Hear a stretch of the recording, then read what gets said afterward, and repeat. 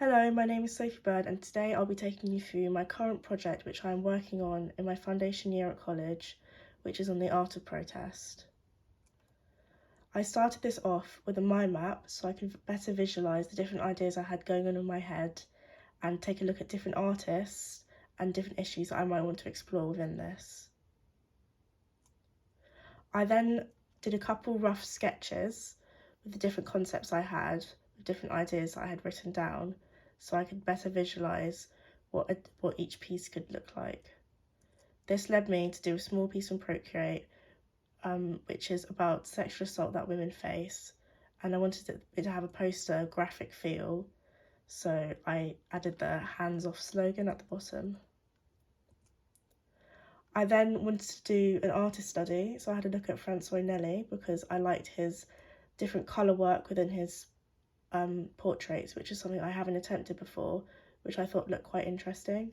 And I wanted to have a look at contrasting colours as well and the effects they could have in portraits. So I did a couple portraits using gouache paint to have a look at the effects of that. I then had a look at viscosity and how that can affect painting, and I used this by mixing in ink with different levels of PDA glue and see what we'd like working on wet paper and working on dry paper with ink and how much it can run and the different effect that that can have. I then wanted to play around with collage a bit more, so I put together these collages and I wanted to add something different to it, so I used letterpress to add on these more feminine ideas to kind of have this feel of it's not a bad thing to be feminine. And yet again, I wanted to have more of a poster graphic feel. I then did an artist study on Ewan Uglow because I liked his paintings and his style with the more block colours and the clear brush strokes and the kind of unblended feel. And I attempted this using gouache paint, which I did like the look of. I then did this piece, which I used a bit of a cardboard box because I was inspired by the fragile sticker on it and the effect that that can have. And it inspired me because with sexual assault, often women can just be looked at as fragile and victims, when in reality they're strong.